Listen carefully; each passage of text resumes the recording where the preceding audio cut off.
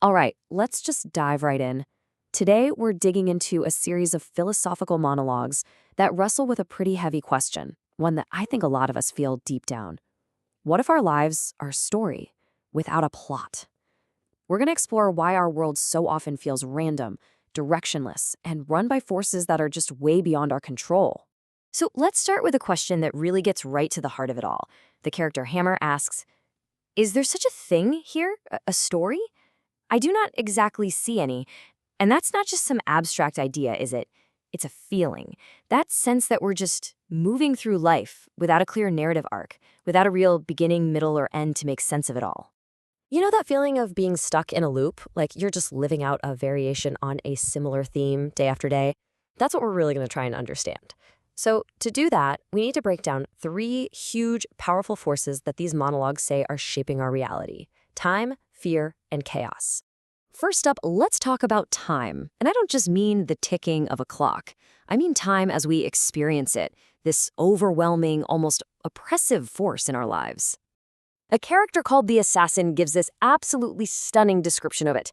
Time isn't just seconds and minutes. It's the feeling of insanity dripping off, like a heavy, soupy liquid made of all of history and all of the future just pressing down on you all at once. It's not a line, it's a weight. And this is where it gets really interesting. Another character, Archer 1, points out this huge difference between objective time and how we actually perceive it. Sure, the clock on the wall moves forward, tick-tock, nice and straight. But in our minds, perceptively, it's a total mess. It stretches, it shrinks, it loops back. Our memories, our hopes, our anxieties, they all completely warp our experience of time, making it anything but a straight line. But here's the crucial part. This experience of time isn't just weird, it's terrifying. The Assassin connects this dread we feel directly to a fear of Chronos, the personification of time. It's a fear of the present moment itself, which he calls this cold, raging, fiery inferno that's constantly burning itself out. And that leads us directly to our next theme. So let's talk about fear. The material we're looking at presents it as more than just an emotion. It's like this fundamental two-sided coin of our existence. On one side of that coin, you've got this deeply personal, paralyzing experience of fear.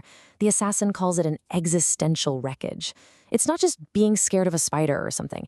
It's a deep, constant anxiety, an eternal cold that just seeps into your mind and stains everything. But then we get a completely different take from a character named Nightbee. They look at fear from this almost biological, systematic point of view. And from this angle, fear isn't just a wreckage, it's a shield. It's the brain's most basic survival program.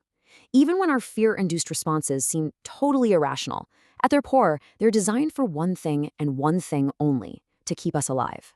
And this sets up this incredible internal conflict, doesn't it?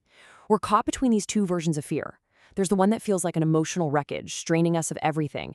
And then there's the one that acts as this primal shield, an impulse that just screams survive. It's a constant tug-of-war happening inside our own heads. So we've got a warped sense of time and this deep internal battle with fear. But what kind of world are these forces operating in? Well, according to these monologues, it's a world governed by a third and maybe ultimate force: chaos. The source material is incredibly blunt about this. Chaos is the only arbiter of all. Just think about that. It suggests that all our plans, our laws, our stories, they're just a thin little layer painted over a reality that is fundamentally random. Just a dysfunctional world made out of inputs and outputs, with no grand design at all. A character called the Medieval Knight has this cynical, almost darkly funny way of putting it. He basically says, isn't it funny how we try so hard to control things? Because at the end of the day, most of what happens is, like the slide says, just random, deriving out of chaos. Our best laid plans might just be a cosmic joke. And this comparison from the Medieval Knight, it's just brilliant. The wordplay here, suffrage versus suffering, it perfectly captures the massive gap between our nice, neat systems of control, the illusion of choice you get with a vote every blue moon, and the raw, constant, messy reality of human experience, which for many is just suffering dictated by the randomness of chaos. Okay, so if we're living in a world ruled by a tyrannical time, a double-edged fear, and an all-powerful chaos, how do we even get out of bed in the morning? How do our minds cope? Well, it seems we build ourselves an existential armory to try and protect ourselves. But here's the tragedy. It's a flawed defense. Archer 1 lays out this painful, repeating cycle. First, our mind constructs a story, any story, to make sense of a senseless world. Then, it starts to conceal inconvenient truths, anything that threatens that nice narrative we've built. But eventually, because the story is built on a lie, it collapses under the sheer weight of reality. And the consequence? A dramatic fall. And after that, the whole cycle probably just starts all over again. And this leads us to the most devastating question of all, which is posed by Knight B. If our amazing, complex consciousness is designed to do this, to create these elaborate, self-deceiving structures that are basically guaranteed to fail, then what is the point of such adaptations?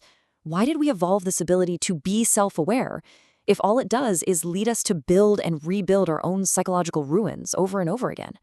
There is no easy answer, but the Archer offers this one haunting possibility. Maybe the entire point of this painful cycle, building stories, wrestling with fear and time, is all just a choice we're making. Is it possible that our fear of the future, a chaotic and plotless future, is simply lesser than our fear of nothingness? A story without a plot might be terrifying, but maybe, just maybe, it's better than no story at all. What do you think?